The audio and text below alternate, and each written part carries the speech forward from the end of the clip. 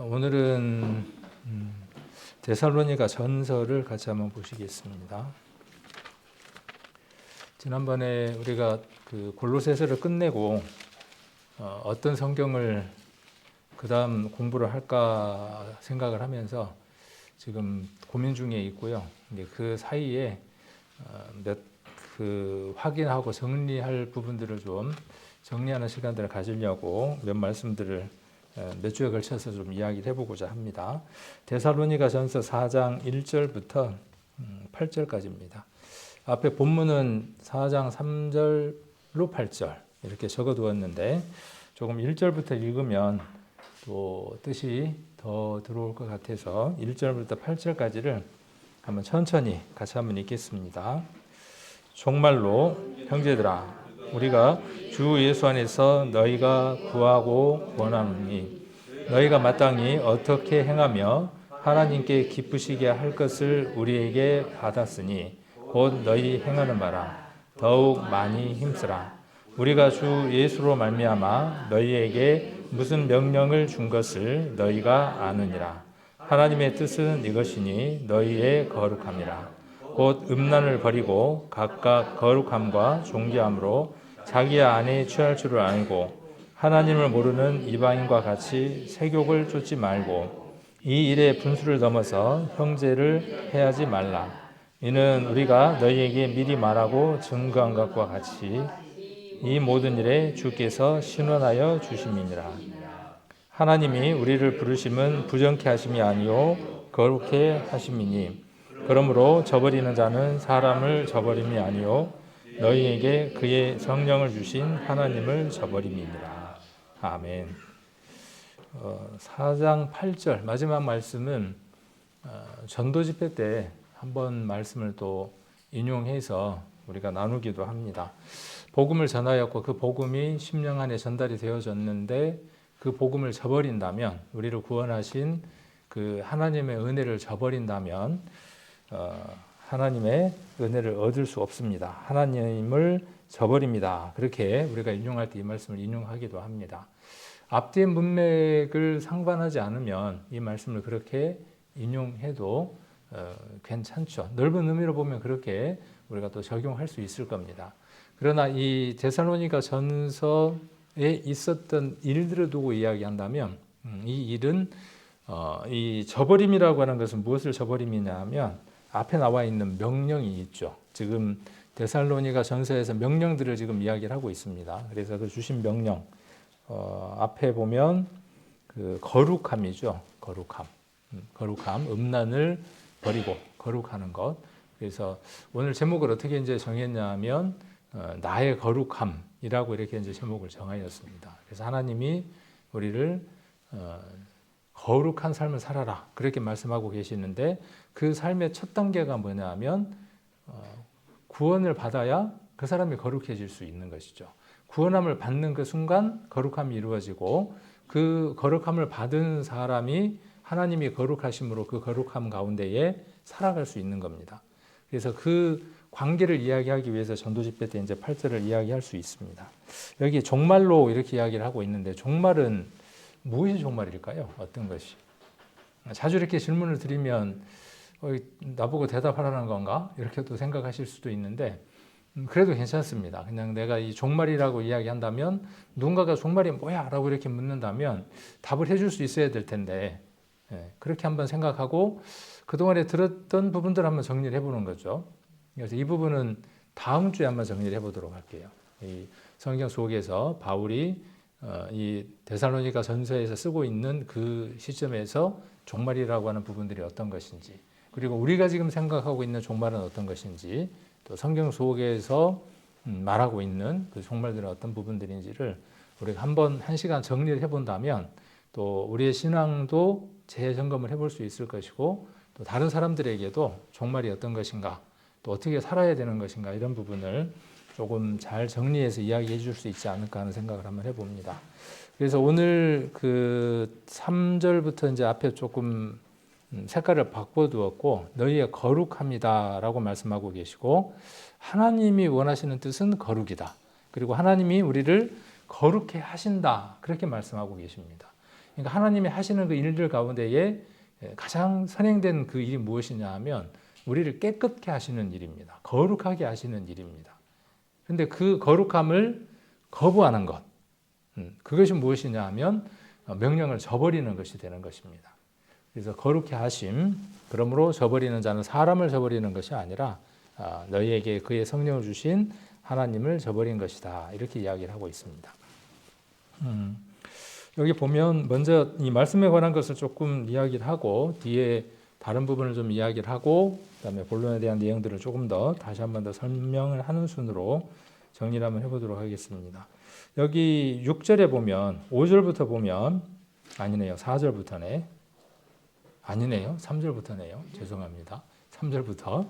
자, 하나님의 뜻은 이것이니 너희의 거룩함이라 이렇게 말씀하시고 곧 음란을 버리고. 지금 이게 구원받은 성도에게 주신 말씀일까요? 구원받지 않는 사람들에게 주신 말씀일까요? 예, 왜냐하면 데살로니가에 있는 성도들에게 쓴 편지이기 때문에 1차적으로 이 글을 읽는 독자는 누구라고 우리가 생각을 할 수 있느냐 하면 구원받은 교회의 성도들이라고 생각을 할 수 있을 겁니다. 그런데 여기 그 성도들에게 하나님의 뜻을 이야기하면서 너희의 거룩함이다 이렇게 이야기를 하고 있습니다. 거룩함이라고 하는 게 뭘까요? 이건 제가 여러 차례 이야기를 해드렸어요. 거룩함이라고 하는 것은 여러 차례 이야기를 해드렸기 때문에 지금쯤 되면 아주 간단하게 설명을 할 수 있어야 돼요. 정리할 수 있어야 돼요. 이 거룩함이라고 하는 단어는 어디에서 나왔다고 말씀을 드렸냐 하면 구약에서 하나님 앞에 제사를 드릴 때에 제물에 관해서 쓰여지는 단어가 거룩이라고 하는 단어로 쓰였다라고 말씀을 드렸습니다. 엄청 복잡해지네요. 그런데 하나님 앞에 드려지는 제물이 흠이 있으면 돼요, 안 돼요? 안 돼요. 그러니까 흠이 없으면서 구별되어 있어야 돼요. 그러니까 거룩함이라는 말은 전제가 무엇이냐 하면 구별입니다. 그렇죠? 그러니까 구별돼야 그것이 거룩한 거예요. 하나님의 것으로 따로 성별돼야, 따로 나눠져 있어야 그게 거룩한 겁니다. 그러니까 성도라는 말이 무슨 뜻이라고 말씀을 드렸죠? 거룩한 무리. 근데 거룩한 무리라는 말이 거룩한이라는 말이 들어가니까 어렵잖아요. 그 하기오스라고 하는 헬라어 단어를 쓰는데 성별된 그런 뜻입니다. 그리고 그 단어 안에 성화라고 하는 단어도 함께 포함되어 있습니다. 그래서 우리는 어떤 사람이냐 하면 구별된 사람입니다. 저와 여러분은 이렇게 이야기할 수 있습니다. 저와 여러분은 거룩한 사람입니다. 그러면 거룩함은 무엇을 위해서 구별된 겁니까? 구약에서 하나님께 드리기 위한 제물로서. 구약에서는 그것을 죽여서 피를 취하고 각을 떠서 번제단에 뿌리고 흠명하게 해서 하나님을 기쁘게 해드렸지만 우리가 로마서 12장에 기록되어 있는 것처럼 이제는 우리를 하나님 앞에 산 제물로 산 제사를 드리는 거죠. 그래서 우리의 삶 전체가 쪼개지고 각이 12조각이나 24조각의 각이 떠지는 것이고 피를 흘려서 그리스도께서 우리를 사랑하신 것처럼 그 삶으로 살아가는 제물이 되어지는 것. 그러니까 희생 제물이 실은 이 거룩함, 성별, 성도라고 하는 말의 어원이라는 거죠. 그러니까 우리는 어떤 존재냐 하면 구별된 존재인 겁니다. 성도인 겁니다. 그러면 우리가 그동안에 무엇을 놓치고 살아왔는가 하는 부분들 한번 생각을 해볼 수 있죠.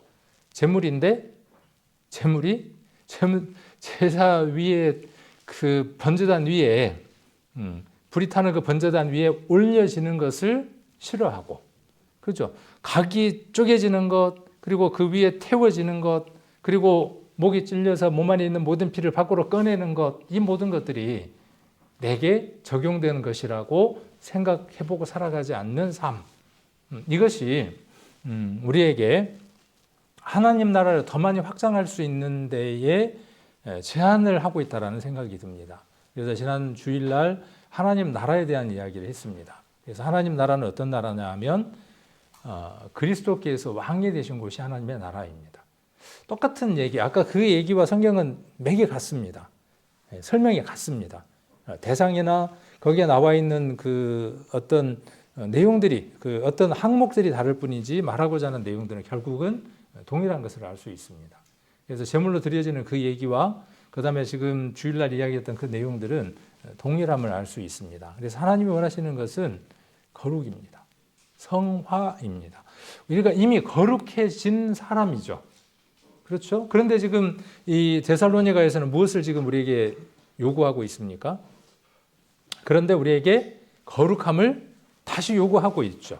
그럼 이 거룩함이라고 하는 것은 앞에 이야기한 그 거룩함이겠습니까? 아니면 또 다른 어떤 거룩함을 이야기하는 거겠습니까? 앞에 이미 우리가 거룩해졌다고 하는 완료형의 구원, 완료형의 성화가 있는 거죠. 성화라는 말은 이제 빼야 되겠죠. 거룩함이 되겠죠.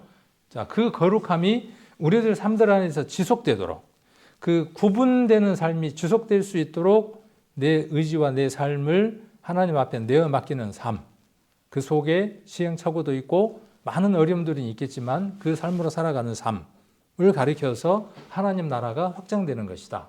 또 성화되어 가는 것이다. 이렇게 이야기를 할 수 있을 겁니다.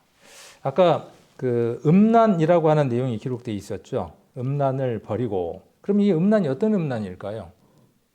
성도들 안에 이런 일이 있었다라고 지금 교회 안에 있었던 일에 대해서 한 사건을 지금 말하고 있는 겁니다. 우리가 이 내용에 대해서 좀 더 자세히 그 눈치를 못 채서 그렇지 실은 어떤 내용을 이야기하고 있는가를 보면 지금도 그럴 수 있는데 그때도 그럴 수 있구나 하는 것들을 우리가 눈치챌 수 있습니다. 그래서 음란을 버리고라고 이야기를 하고 각각 거룩함과 존귀함으로 자기의 아내 취할 줄을 알고, 그러니까 자기 아내가 아닌 다른 아내에 관한 이야기인 것을 알 수 있습니다. 그러니까 자기 아내가 아닌 다른 아내에 관하여 음란이라고 하는 것이 있었고, 교회 안에 물론 고린도 교회도 있었겠지만 그 음란에 관해서 뭐라고 이야기하느냐 하면 하나님이 그것을 원치 않는다. 구별되기를 원한다. 그렇게 말씀하고 계시는 겁니다. 자, 그리고 5절에 보시면 하나님을 모르는 이방인과 같이 세욕을 쫓지 말고, 이 시대의 헬라인들은 그저 다른 여자를, 아내가 있으면서 다른 여자를 취하거나 혹은 자기하고 가까운 사람의 어떤 아내를 취하거나 하는 일에 대해서 전혀 꺼림김이 없는 시대의 삶을 살아가는 사람들입니다. 네, 그런 시대의 사람이죠. 그러니까 바깥이 어떻다는 거예요? 교회 바깥이. 교회 바깥이 그런 세상으로 가득 채워져 있고, 그런데 그 물결이 교회 안에도 들어올 수 있음을 이야기하고 있는 것이죠. 저는 여기에서 무엇을 하나 생각을 해보느냐 하면, 우리가 무한한 은혜를 입었다, 영원한 속죄함을 받았다 라고 하는 것은 역으로 무엇을 이야기할 수 있느냐 하면, 우리는 무한한 죄의 유혹으로부터 자유로울 수 없는 존재다 라고 하는 것을 말하고 있다는 것이죠. 우리가 숨을 쉬고 있는 한 마지막 숨이 끊쳐지는 날, 그날까지, 제가 그 옛날에 요양보호사 그 교육을 받으려고 어느 요양원에 가서 그 실습했던 얘기를 제가 한번 해드렸잖아요. 94인가 6인가 잡수신 할아버지인데 그 간호사가 와서 이렇게 몸을 수그리니까 시선이 거기를 따라가더라고 이야기를 했잖아요. 90 몇 세가 넘었어요. 내일 모레면 이제 세상 하지가 하실 분이에요. 그럼에도 불구하고 그 본능, 본성 안에 있는 죄는 어쩔 수 없더라는 것이죠. 그러면 그게 그 이방인들만 그런 것이 아니라 우리에게도 그 조건은 여전하다는 것이죠. 하나님은 그것으로부터 세상은 부정하지만 우리는 어떻게 되어지기를 원하느냐 하면 구별되기를 원하는 겁니다. 그러니까 구별이라는 말은 뭐냐 하면 옳고 그름을 나누는 겁니다. 선과 악이 있고 옳음이 있고 그름이 있을 때에 옳음과 하나님이 원하는 것으로 선택하는 것입니다. 그래서 말씀은 우리에게 무엇을 정해 주느냐 하면 우리가 어떻게 성별되어야 되고 어떻게 구분되어져야 되는가에 대한 내용들을 기록하고 있습니다. 말씀을 읽고 말씀을 교제해야 되는 이유가 어디에 있느냐 하면 내가 무한한 가능성, 그 죄를 범할 수밖에 없는 가능성 가운데 있고 정말 교회 안에 그 거룩한 상수에 있음에도 불구하고 여기 보면 누군가의 아내가 내 아내보다 좀 더 이뻐 보여. 그런데 그 아내를 취해. 근데 뭐라고 이야기하느냐 하면 그것은 그리스도인들이 해서는 안 되는 일이다. 당연히 자기 아내만 취해야 한다라고 이야기를 하고 있고 5절에 보시면 하나님을 모르는 이방인과 같이 세욕을 쫓지 말고, 그러니까 5절은 뭔 얘기하느냐 하면 세상은 그렇게 한다는 것이에요. 남자들이든 여자들이든 자기들 좋을 대로 그렇게 살아간다는 것이죠. 그러나 우리는 어떻게 하라는 것이죠? 존귀함을 쫓는 거죠. 거룩함으로 아까 4절에 쫓는 겁니다. 6절에 이 일의 분수를 넘어서 형제를 해하지 말라. 이는 우리가 너희에게 미리 말하고 증거함과 같이 이 모든 일에 주께서 신원하여 주심이라. 자, 이 일의 분수를 넘어서 형제를 해하지 말라. 이게 무슨 말일까요? 형제가 커플들끼리 교회를 많이 오죠. 부부간에. 대부분 보면 부부간에 교회를 같이 옵니다. A라는 부부가 있고 B라는 부부가 있는데 보니까 어떠냐 하면 내 아내보다는 이 형제의 자매가 이뻐 보이고 그리고 모든 게 상냥하고 좋은 거예요. 그러니까 마음에 어떻게 하는 거죠? 마음에 품는 거죠. 이게 품는 걸 넘어서 어떻게 하는 거죠? 취하는 거죠. 자, 이게 뭘로 지금 표현하고 있냐 하면 이 일의 분수를 넘어서 형제를 해하지 말라 하는 것이에요. 그 형제의 아내를 범하는 것은 누구를 범하는 것과 같으냐 하면 그의 형제에게 해를 주는 것과 같습니다. 그러니까 교회 안에 이러한 일들이 있을 수 있다. 가능성 가운데 있다. 나는 괜찮을 것 같아요. 나는 그렇지 않을까요? 그렇지 않다는 것이죠. 그런 환경, 형편 가운데 놓이면 누구든 자유로울 수 없다는 것이에요. 우리는 우리 교회 안에 이미 이러한 일들이 있었던 것들을 기억하시죠. 상담을 하기 위해서 상담을 하고 마주 앉았는데 만나서 몇 번 상담하고 상담하는 걸로 끝나야 될 텐데 따로 만나고 그러다 보니까는 서로 부부가 아내도 있고 남편도 있고 함에도 불구하고 상담자는 남편이고 피상담자는 여자였는데 마음이 정분이 쌓이면서 둘이 좋아하게 되고 그래서 사랑은 움직이는 것이야 그러면서 니하고 사는 것보다는 니하고 사는 게 나을 것 같다 그러면서 이혼하고 했던 그 일들이 제가 어디라고 이야기하면 아마 알 수 있을 거예요. 그런 일들이 있었죠. 그런 일들이 있을 수 있고 그러니까 우리가 그 하나님의 임재하심을 경험하고 또 성도로 지칭하는 이 거룩한 모임 안에 있으면서도 우리는 늘 거룩함이라고 하는 그것 속에서 우리가 살아가는 그 일들이 쉬운 것은 아닌 것을 우리는 이 말씀을 통해서 한번 살펴볼 수 있습니다. 그 다음 또 어떠한 일들도 있느냐 하면 형제, 자매 혹은 교회를 사적 이익의 도구로 사용하기도 하죠. 또는 교회를 사적 이익을 채우기 위한 도구로 쓰기도 하죠. 그래서 내가 교회 나가는 것이 내게 유익이 되니까 어떤 도움을 받을 수 있으니까 또 속된 말로 장사를 잘 할 수 있으니까 아니면 저 어떤 것들을 통해서 내가 도움을 받을 수 있으니까 이런 부분들에 대한 것들도 우리가 한번 생각을 해볼 수 있을 겁니다. 이 말씀과 연관해서 베드로전서를 한번 보겠습니다. 베드로전서 1장 15절입니다.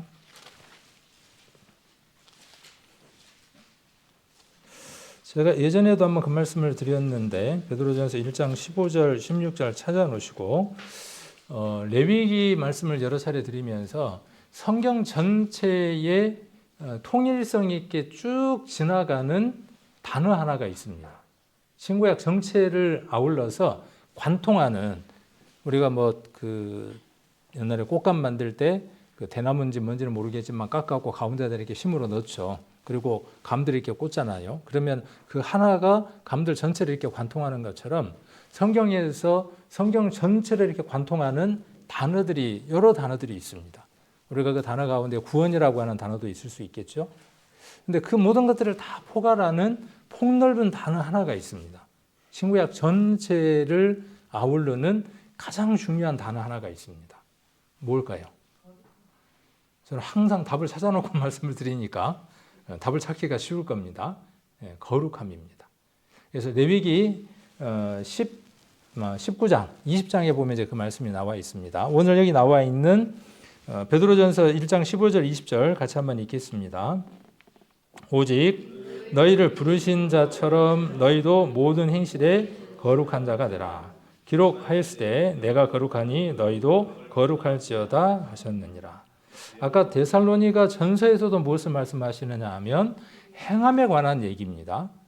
그러니까 거룩함이라고 하는 것은 우리들 안에서 구별되어져서 성별되어져서 무엇이 옳은지에 대한 선택이 우리 안에 성령으로 말미암아 이루어지는 것이 1차적인 순서이고 우리가 성별되는 방법이. 두 번째가 뭐냐 하면 그것은 무엇으로 나타나느냐 하면 우리의 의지가 발현되어져서 행함으로 나타납니다.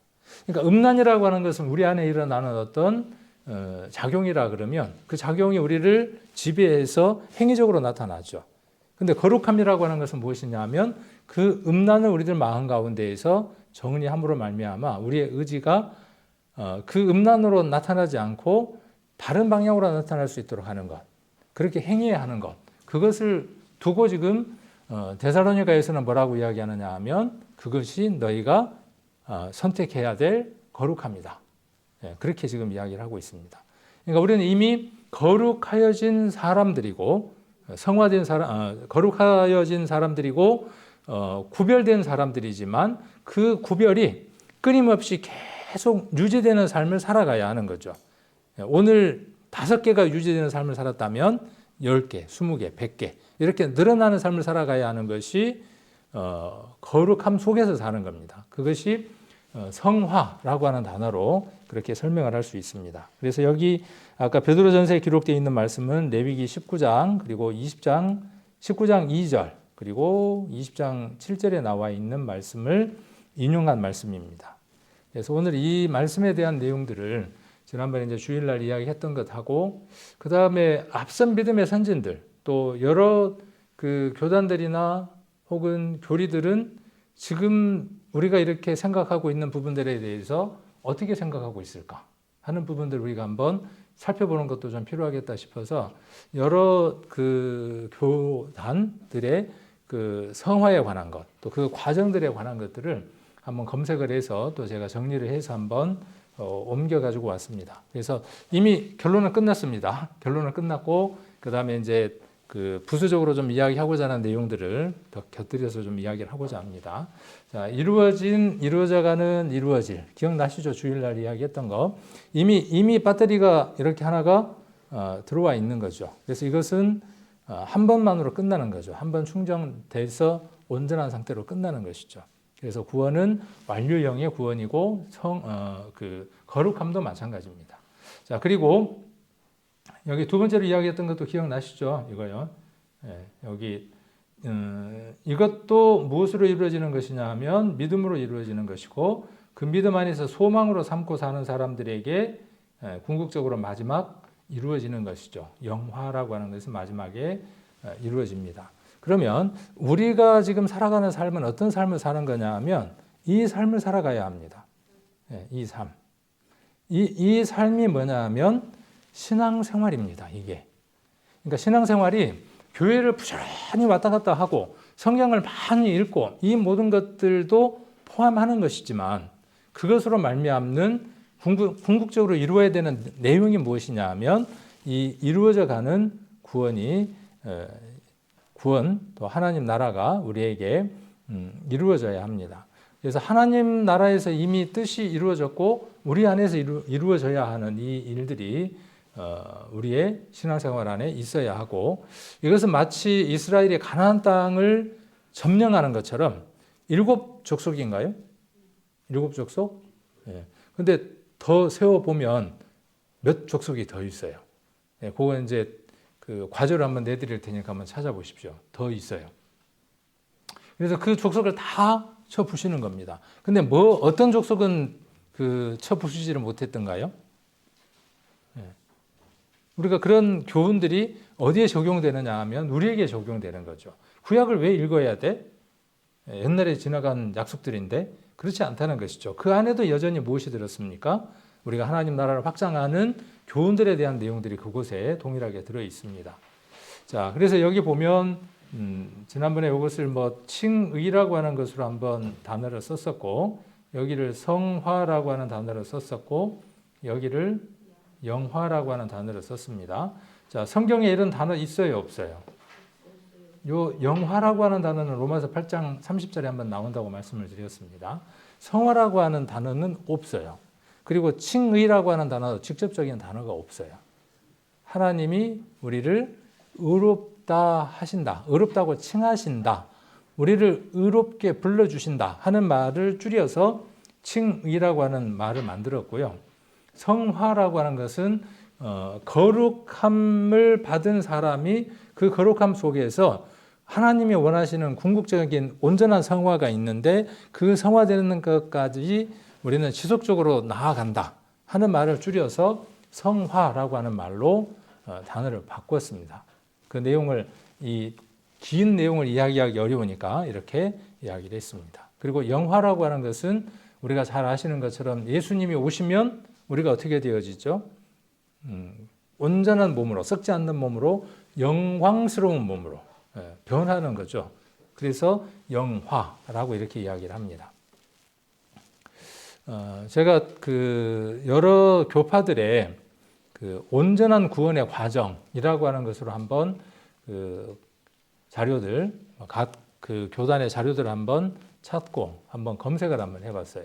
그래서 어떻게 그들은 믿는가? 이 구원이라고 하는 것에 대해서 어떻게 그들은 믿고 있는가? 어떤 과정들을 말하고 있는가? 원래는 카톨릭에서 카톨릭에 구원이 있었을까요? 없었을까요? 어떻게 그렇게 확신을? 네. 원래 예수님의 그 수제자였던 베드로부터 시작을 해서 그 모든 것들이 형성이 됐었으니까 그 안에서 뭔가 성경적이지 못하고 하나님이 기뻐하시지 않는 부분들이 있기 때문에 그 부분들을 어떻게 하려고 개혁하려고 그렇죠. 그 부분이 옳지 않으니까 그 부분을 거절하고 나온. 그러니까 카톨릭 입장에서 봤을 때는 이 사람들은 어떤 사람들이에요? 이단아죠, 이단아. 그렇죠. 정통에 반하는 다른 내용들을 이야기한다고. 그러나 다른 내용이 아니라 실은 어떤 내용이에요? 본질적이고 가장 근본적인 이야기를 하고 있음에도 불구하고 그 얘기를 하지 못하니까 그 얘기를 할 수 있는 환경 가운데로 바꾸려고 하는 것이 이 개혁 교회죠. 프로테스탄트 교회들을 이야기하죠. 그 교회의 대표적인 곳이 우리가 이제 장로교에서 다시 그 장로교가 갖고 있는 약간 카톨릭적인 어떤 요소들, 그 다음에 그 안에 권위적이고 그 권위적이라고 하는 것은 카톨릭에 있었던 것들을 많이 가지고 나왔죠. 예배 형식이나 내용들이. 그래서 그것들에 대한 불합리한 것들 또 옳지 못한 부분들이 덜어 느껴지니까 거기에 함께하지 못하고 다시 갈라져 나오고 하는 일들이 있게 되죠.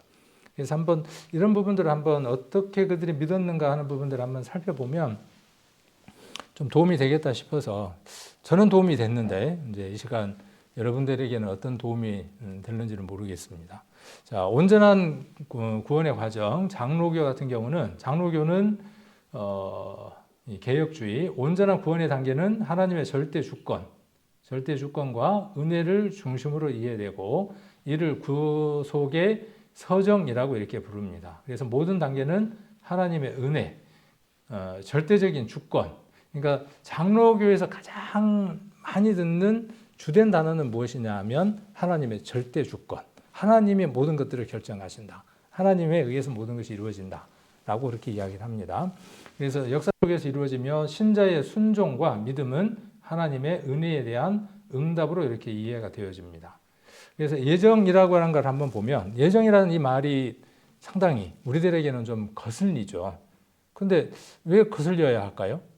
성경에 없는 단어가 아니라 성경에 나오는 단어인데 그 예정에 대한 포함하고 있는 그 교리들이 우리가 생각하고 있는 것하고 이질적이기 때문에 그 예정에 대해서 우리가 불편하게 생각을 하는 것이죠. 그런데 예정이라고 하는 말은 분명히 성경에 여러 차례 기록되어 있고 또 그 말하는 바가 온전하게 우리 안에 이해되어질 필요가 있죠. 자, 예정은 하나님은 창세전에 그리스도 안에서 구원받은 자를 선택하셨다.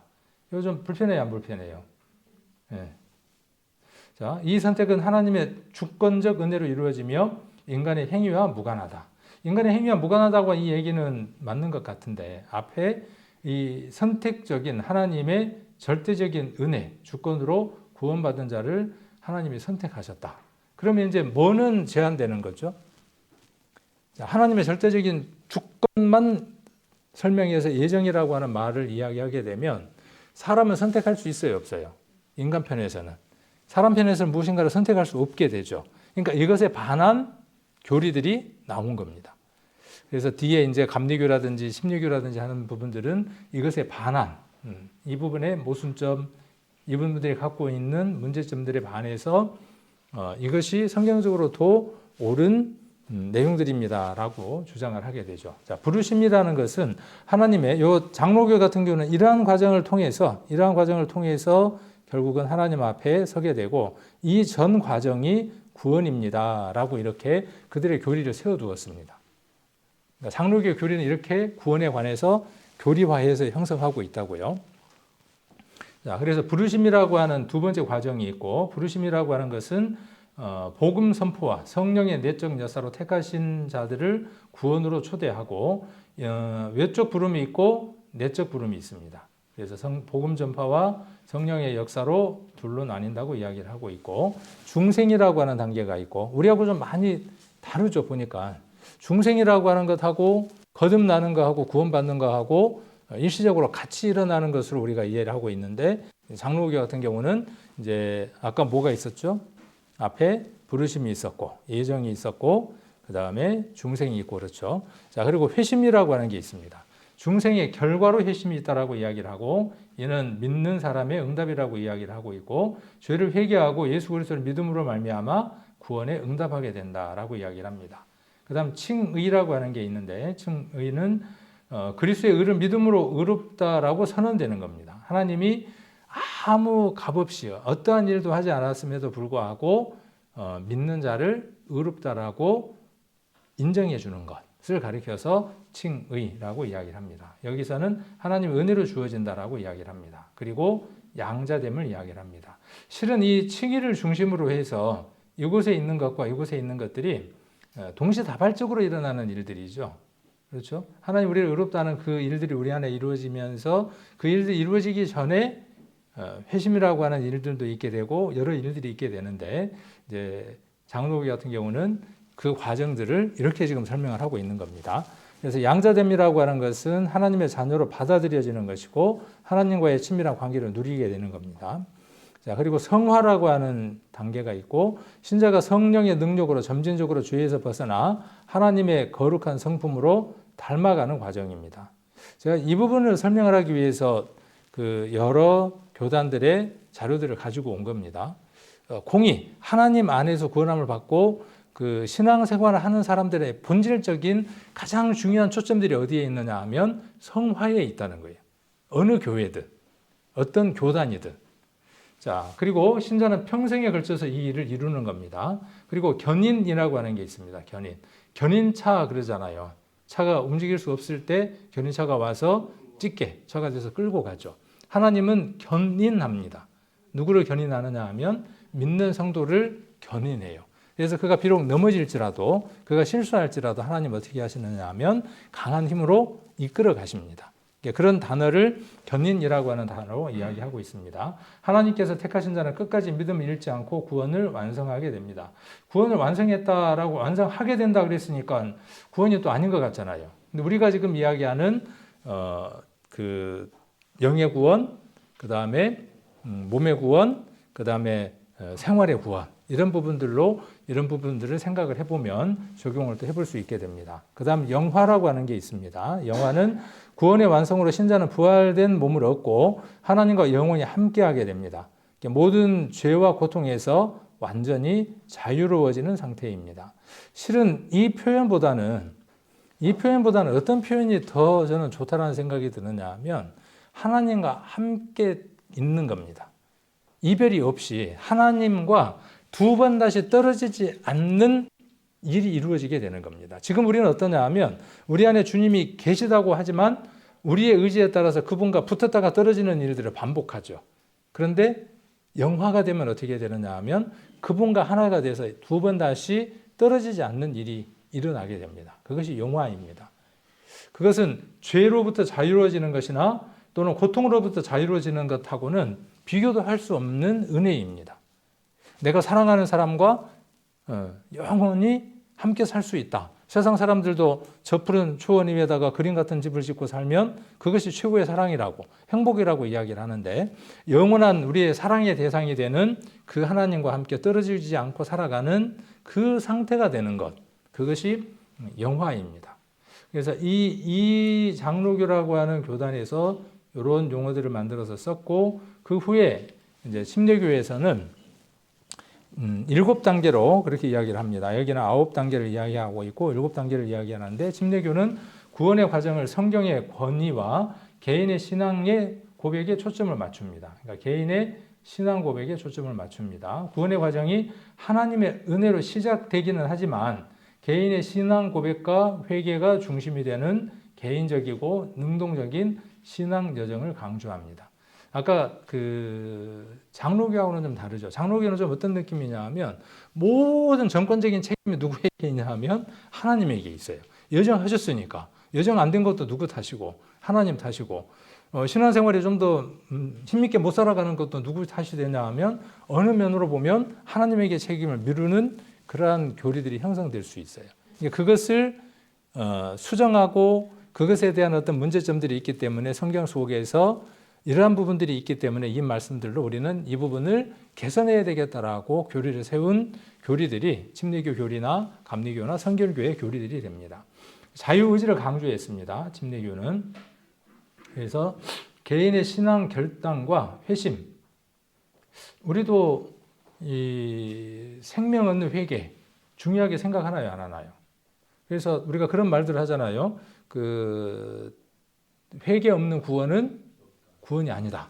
그렇게 이야기를 하잖아요. 그러니까 그런 면들은 아마 이런 그 웨슬리안이라고 이야기를 합니다. 아까는 칼빈주의라고 이야기를 하고 이쪽은 웨슬리안이라고 이야기하는데 웨슬리안 쪽에 그 교리들 또 그런 단어들에 대한 영향들을 우리가 받았다라고 그렇게 이야기를 해볼 수 있습니다. 그래서 회심을 중요시하고 구원은 강요가 아닌 자유의지의 선택에 이루어진다라고 이야기를 합니다. 그러니까 개인이 선택했으니까 그 선택에 대한 책임도 누가 지는 거죠? 네. 근데 아까 예정론 같은 경우는요.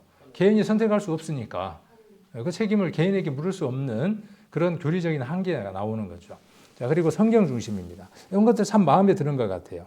그래서 오늘 어느 교단이 옳고 그름을 이야기하기보다는 그 교단 안에서 그들이 어떤 성경을 중심으로 해서 믿었고 그 방향을 가지고 그들이 살아갔는가 하는 부분들이 더 초점이 될 것 같아요.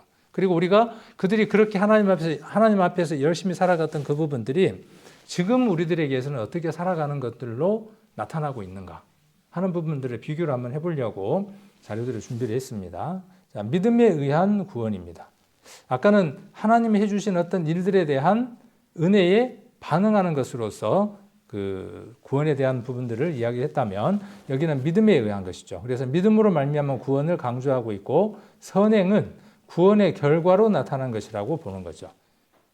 그래서 구원의 결과로 그 삶들 가운데에서 비로소 온전한 선행을 이룰 수 있다라고 이야기를 하는 겁니다. 그러니까 구원받기 전에 한만 열심히 착한 일을 해도 어때요? 하나님이 받으시지 않는다. 그런 의미들이 되어질 겁니다.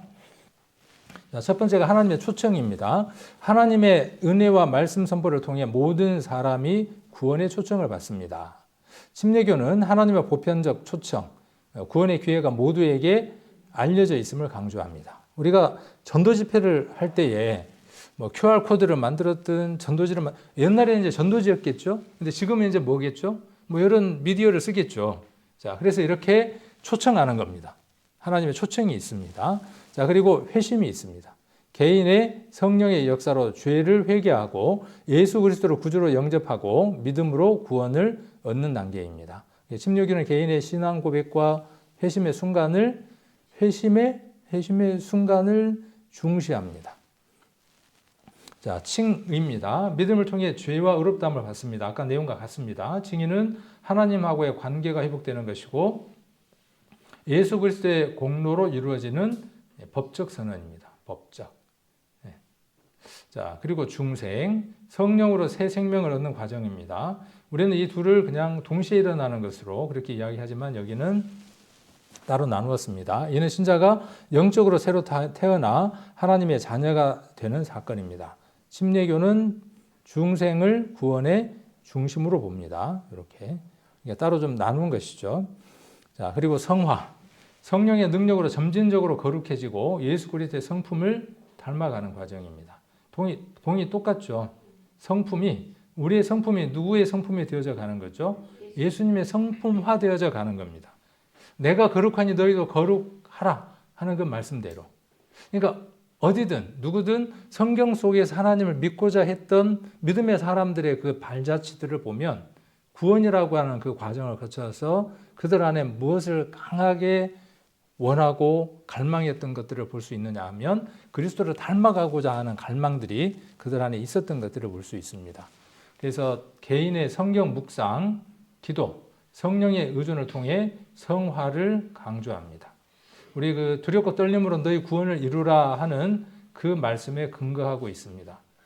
그래서 우리는 성경 말씀이 우리를 세상으로부터 구별해 줄 수 있다고 믿습니다. 그 성경 말씀이 우리에게 성령으로 능력이 되어져서 우리를 지배할 때 우리가 구별된 삶을 살 수 있다고 믿습니다. 자, 그리고 견인, 참된 신자는 끝까지 믿음을 지키며 구원을 잃지 않는다고 봅니다. 그래서 침례교는 성도의 견인을 강조하고 구원받은 사람은 영원히 구원을 잃지 않는다고 말하는데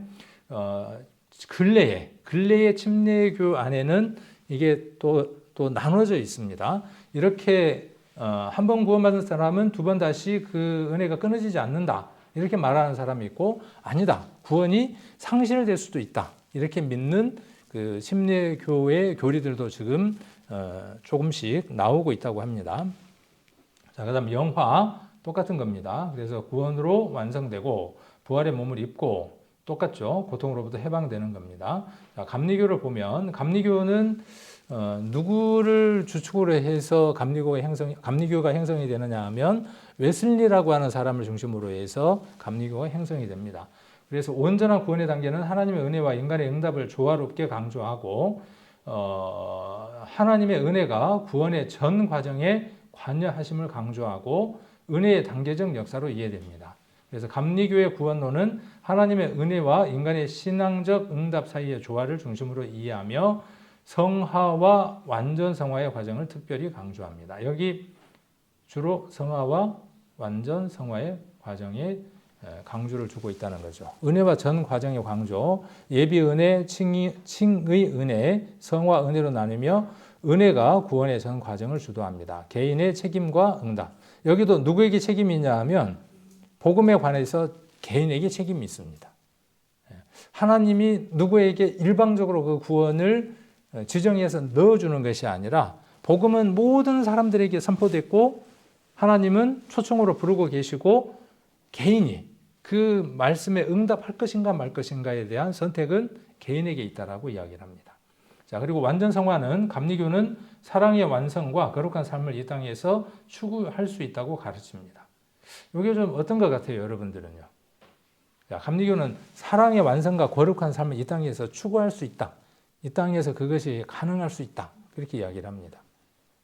그러니까 이렇게 이야기할 수도 있고 또 이렇게 이야기할 수도 있겠죠. 성령은 무한하시고 강한 능력이 있으신 분이니까 아까 무한한 죄를 범할 수 있고 끊임없는 죄의 본성 가운데 있는 우리를 어떻게 하실 수 있냐 하면 완전한 생활을 이끌어갈 수 있다. 그렇게 이들은 믿는 겁니다. 저도 근래에 어떤 생각들이 참 많이 드느냐 하면 그렇게 하실 수 있다. 문제는 내가 어떻게 반응하느냐 하는 것이죠.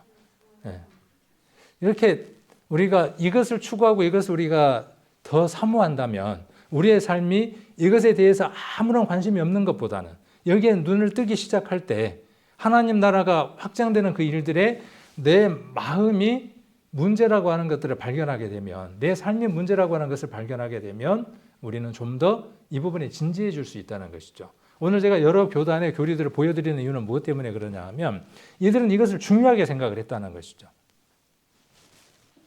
자, 그리고 이제 예비 은혜가 있고요. 그래서 하나님의 은혜가 구원의 첫 단계로 인간이 하나님을 찾을 수 있도록 도와준다는 것이고 사람이 하나님을 찾으려고 할 때 하나님이 인간이 하나님을 찾을 수 있도록 도와주신다. 맞는 말인 것 같죠. 우리가 하나님을 간절히 찾을 때, 간절히 찾을 때 하나님이 그냥 두시지 않잖아요. 자, 모든 사람에게 주어지는 보편적 은혜로 죄인에게 회개의 가능성을 제공합니다. 아까 그 장로교 같은 경우는 그 모든 사람들이 전적으로 타락했다. 그래서 하나님의 도우심이 아니면 회개할 수 없다라고 이야기를 합니다. 그런데 여기는 뭐라고 이야기하느냐 하면 사람에게 회개 가능성이 있다. 하나님이 그렇게 제공해 주신다. 그렇게 이야기를 합니다. 회개와 믿음, 예비 은혜에 응답하여 인간이 자신의 죄를 깨닫고 예수 그리스도를 믿음으로 구원의 관계가 시작됩니다. 이는 죄에서 돌이켜 하나님께 나아가는 신자의 첫 응답이 됩니다. 자, 칭의, 믿음을 통해 신자가 하나님의 용서와 의롭다 하심을 받는 단계입니다. 칭의는 하나님과의 화평을 이루는 구원의 기초가 됩니다. 이게 굉장히 중요한 단어이죠. 하나님과 화평을 이루는 겁니다. 칭의. 제가 우리와 같은 어떤 의미들을 갖고 있는 부분에는 색을 이렇게 바꿔두었습니다. 다 이렇게 한 번쯤 생각을 해보라고 색을 다 바꿔두었습니다. 그래서 구원의 기초가 되는 겁니다. 재생이라고 이야기를 했습니다. 재생. 그래서 성령을 통해 영적으로 거듭나는 단계입니다. 이는 중생으로 표현되며 신자가 새로운 피조물로 변화되는 과정입니다. 그러니까 성화보다는 조금 아랫부분으로 지금 이야기를 하고 있는 거죠. 자, 그 다음 성화. 우리가 지금 이야기하려고 하는 그 중요한 성화에 관한 것이죠. 성령의 역사로 죄에서 점진적으로 해방되고 하나님의 거룩한 성품을 닮아가는 과정입니다.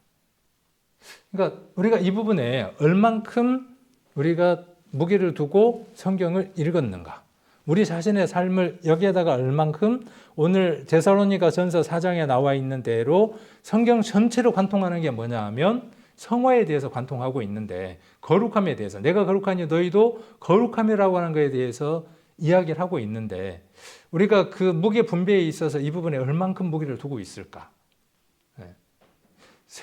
여기는 여러 어떤 단계들로 이야기했지만 우리는 세 단계라 그러면 그 세 단계 가운데에서 칭의와 성화와 영화 가운데에서 우리는 이 가운데 부분을, 가운데 토막을 얼마나 관심 있게, 주의 깊게 성경을 읽으면서 관찰하고 내게 적용했을까?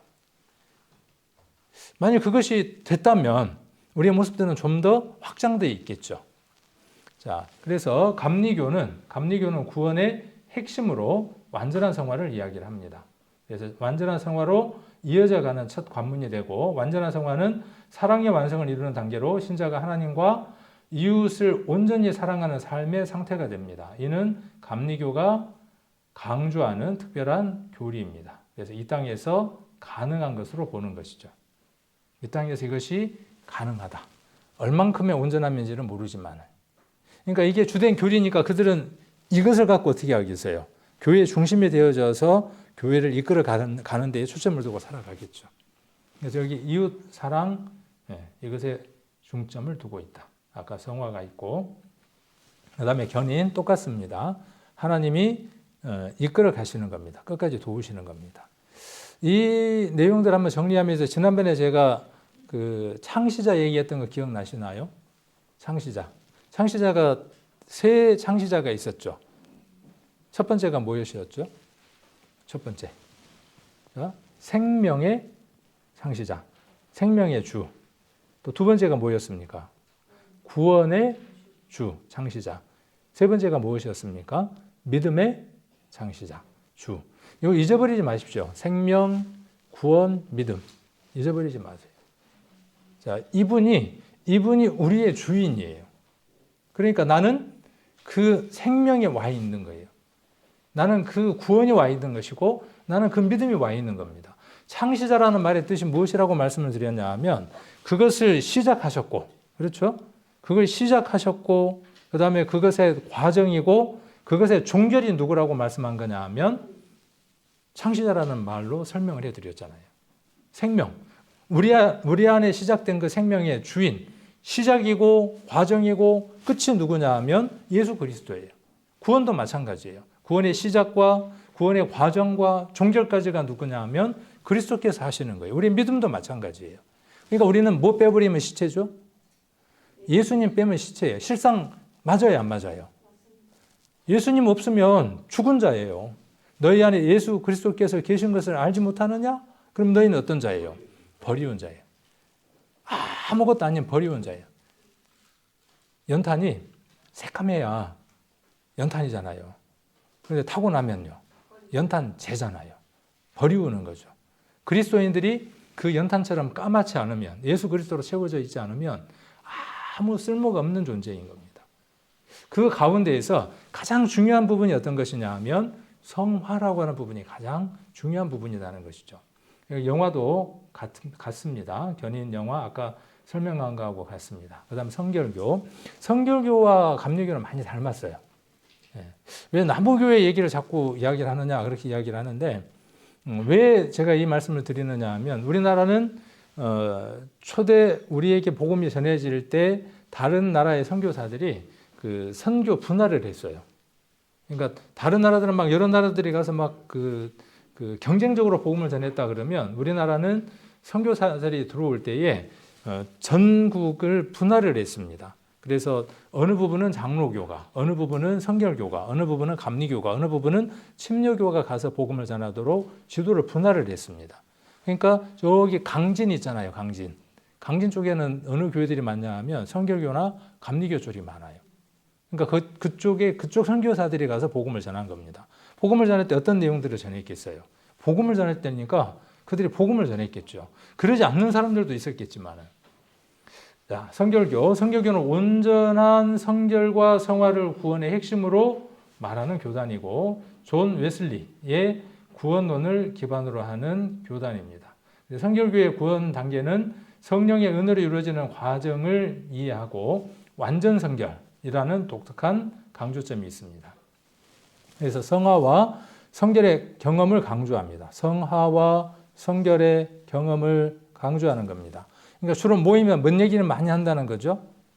주로 모이면 뭔 얘기를 많이 한다는 거예요?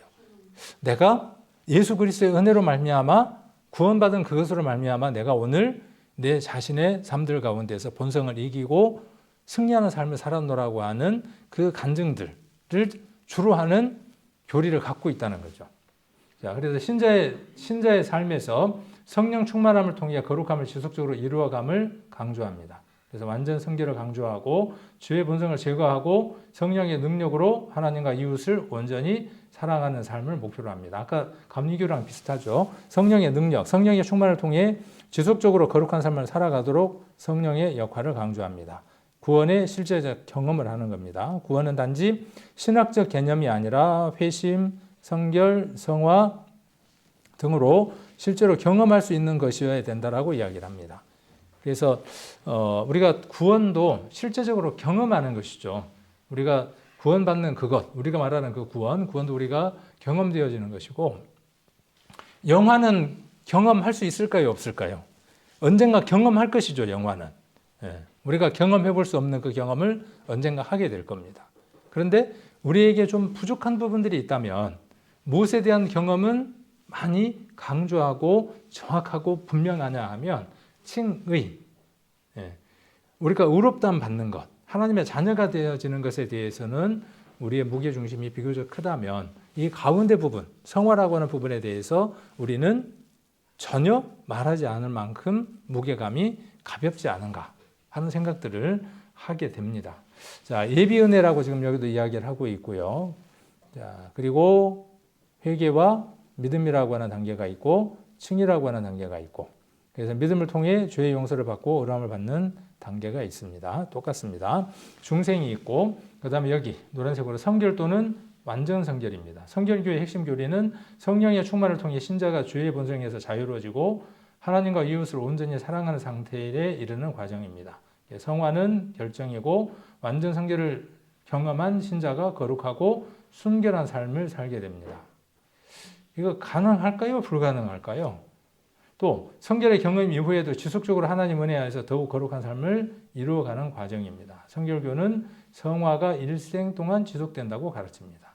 우리가 일생 동안 이 삶을 살아가야 하는 것이죠. 성경의 이 내용들이 주류를 이루고 있기 때문에 그렇습니다. 우리가 구원을 가지고 성경 전체를 쭉 아까처럼 그 꽃감에 나머지 가운데가 막대기처럼 꽂는다 그러면 구원도 그렇게 알알이 꿰을 수 있지만 그 부분에 항목도 있고 또 성화의 항목도 있고 영화의 항목도 있다는 거죠. 영화는 우리가 소망하고 살아가는 것이고 우리의 능력으로 되어지는 것이 아니죠. 구원도 마찬가지죠. 우리의 믿음으로 그 사실이 이루어지지만 그러나 성경에서 전반적으로 바울의 서신서의 많은 부분들이 무엇을 이야기하느냐 하면 우리가 어떻게 살아가야 하는 삶에 관해서 이야기를 하고 있다는 겁니다. 이 부분을 좀 우리가 눈을 떴으면 좋겠다. 성경을 더 많이 이런 부분에서 읽고 나누고 교제하고 했으면 좋겠다는 의미입니다.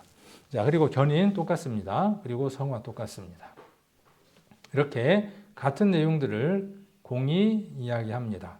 성화 똑같습니다.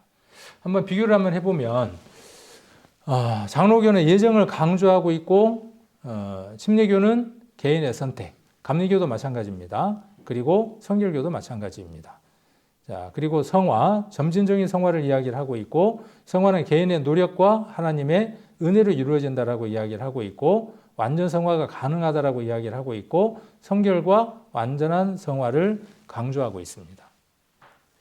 저는 이 부분에서 우리가 이 부분을 조금 주의 깊게 보고 생각들을 한번 바꿔봤으면 좋지 않을까. 그래서 우리의 말, 우리의 표정, 눈빛 이 모든 것에서 그리스도의 성품이, 하나님의 성품이 우리를 통해서 통과되어서 나타나 그리스도의 향기를 발할 수 있으면 좋겠다 하는 생각들을 하게 돼서 이 내용들을 정리를 하게 됐습니다. 자, 그리고 공통된 합의점이라고 하는 게 있습니다. 지금은 장로교나 아까 그 칼빈이나 웨슬리안주의가 서로 만나면 싸울까요? 안 싸울까요? 옛날에는 싸웠습니다. 서로 싸웠어요. 막 치고받고 싸웠어요. 근데 지금은 합의점을 찾았어요. 아까 그 표를 통해서 우리가 합의점을 찾을 수 있는 것처럼 합의점을 찾았습니다. 근데 그 오묘하게도 지금 우리가 말하는 것하고 합의점이 동일합니다. 우리가 믿고 있고 우리가 말하고 있는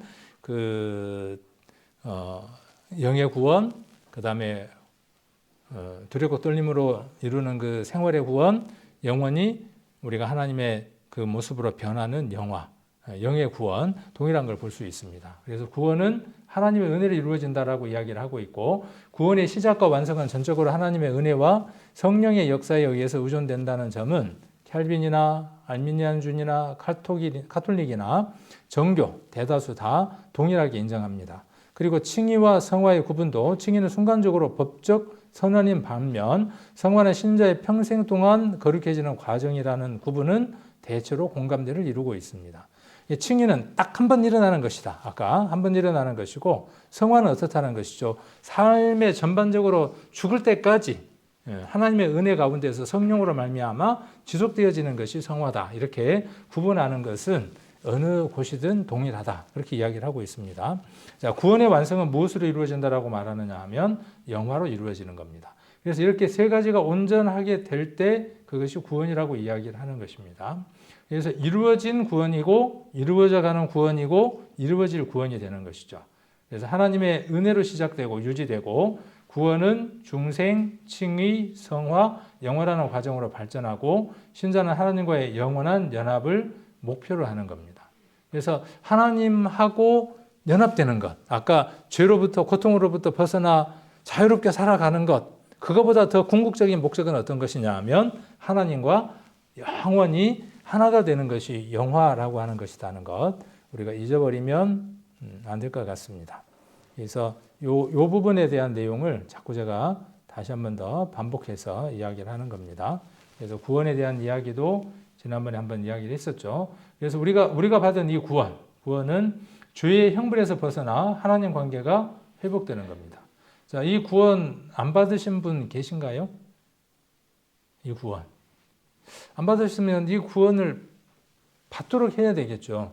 이 구원, 이 거룩함에 들어가야 진짜 거룩한 삶으로 들어가는 그 삶들을 살아갈 수 있는 거니까. 요거는 우리 교회만큼 이 과정으로 인도해 주는 데에 잘 인도하는 교회가 저는 없다고 생각을 합니다.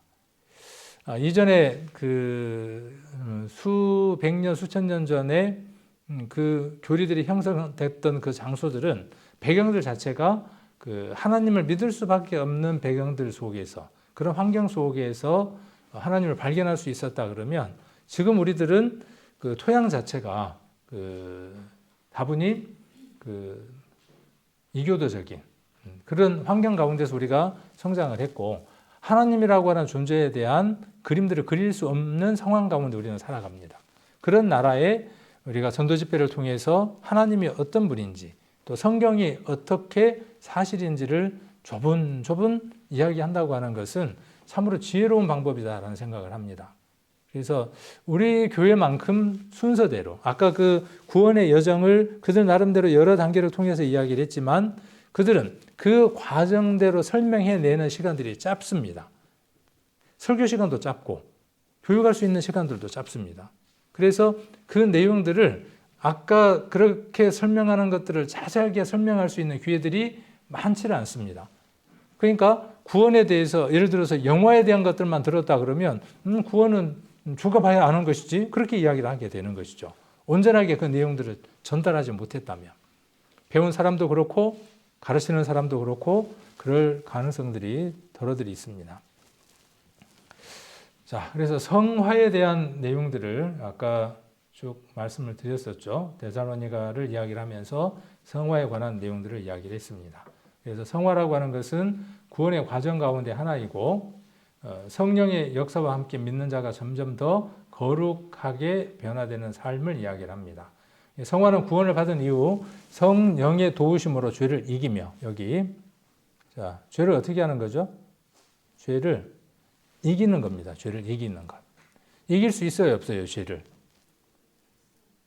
이전에는 죄를 이기는 것이 불가능했죠. 죄가 나를 이기었사오니라고 그렇게 고백을 했던 것처럼. 그런데 지금은요. 죄가 우리를 주장할 수 없도록 성령의 지배를 받을 수 있도록 우리 안에 성령이 와 계시죠. 이걸 써먹는 거예요. 활용하는 거예요. 실패도 하겠죠. 그런데 이거에 대해서 전혀 관심이 없으면 어떤 상태가 되느냐 하면 죄를 범하며 죄가 주장하는 삶을 살아가는데도 불구하고 이미 천국으로 하나님 나라로 변한 사람임에도 불구하고 그 삶이 어떤 삶을 살아가느냐 하면 죄의 나라의 삶을 사는 겁니다. 지옥적인 삶을 살아가는 겁니다. 지옥의 삶을 살아가는 겁니다. 구원받은 그리스도인들은 구원받은 그날부터 천국을 누리며 살아가야 합니다. 그런데 최초의 에덴 동산이 죄로 말미암아 그 아름다움이 영화로움이 거룩함이 깨졌던 것처럼 구원받고 난 이후에도 여전히 무엇이 하나님과 관계를 깨트리느냐 하면 죄가 그 관계를 깨트려 나갑니다. 자, 그럴 때 우리가 예수 그리스도를 십자가를 의지하고 그 문제를 해결하며 승리해 나가는 삶들을 서로 나누는 거죠. 교회 가운데에서. 예전에 우리는 이것이 성화라고 하는 말로 표현되지는 않았지만 그러한 사람들은 많이 교제들을 했었습니다. 그리고 많이 나눴습니다. 근데 지금은 그러한 부분들이 많이 희미해져 가는 느낌들이 듭니다. 그래서 믿음의 성숙과 인격적인 변화가 나타납니다. 이거에 대해서는 참 많이 부끄러운 것 같아요. 저도 믿음의 성숙, 올해 교회의 목표로 그렇게 정했지만 그리고 인격적인 변화 이 부분들을 우리가 좀 더 관심을 갖고 해 나갔으면 좋겠다는 생각이 듭니다. 그래서 신앙인의 삶에서 점진적으로 죄의 영향력이 줄어들고 죄로부터 영향력이 줄어들고 성령을 통해 하나님의 뜻에 순종하는 삶을 살게 됩니다. 이게 어떤 나라냐 하면 정말 하나님이 원하는 하나님의 나라입니다. 여러분은 이미 하나님의 나라입니다. 여러분이. 그리고 그 하나님 나라에 예수님이 왕이 되시게 왕권을 내어드려야 합니다. 그리고 그 왕의 통치권이 지배권이 내 삶을 관통하도록 움직이도록 그렇게 내어드리는 삶을 살아가야 하는 것이 저와 여러분 구원받은 성도들의 신앙생활의 바른 모습입니다. 그래서 거룩이라는 말은 이렇게 하기오스라는 형용사에서 나왔는데 신성한 신에게 바쳐진 그런 뜻입니다. 그래서 우리는 누구에게 바쳐진 존재냐 하면 하나님에게 예수 그리스도에게 이미 바쳐진 존재입니다. 자, 그래서 우리가 성별되고 그 다음에 여기 보면 거룩하고 성별되고 봉헌이라는 게 뭐죠? 들여서 바쳐지는 거죠. 그리고 성화, 그리고 또 뭐죠? 선언. 그래서 우리가 우리 자신들을 그렇게 선언할 필요가 있습니다. 나는 하나님의 것으로 드려진 존재입니다. 내가 다른 일에 쓰임 받기를 원치 않습니다라는 그런 선언들이 우리의 삶 가운데 필요한 것 같습니다. 그래서 우리의 그 구원이 우리의 그 성별이 거룩함이 그 거룩함으로 머무르는 것이 아니라 우리의 삶의 실제적인 것 속에서 적용되어져서 분별하는 삶. 그래서 하나님께 드려진 부분에서 우리가 온전하게 드려지는 그 삶대로 살아가는 저와 여러분이 됐으면 하는 그 마음에서 오늘 성화라고 하는 부분, 나는 제목이 뭐였죠? 기억나시나요? 나의 거룩함입니다. 나의 거룩함. 그래서 내가 거룩한 그 삶들을 살아가는 것에 우리가 좀 더 관심을 갖고 살아갔으면 좋겠다는 마음에서 오늘 말씀을 같이 이렇게 한번 나눠봤습니다.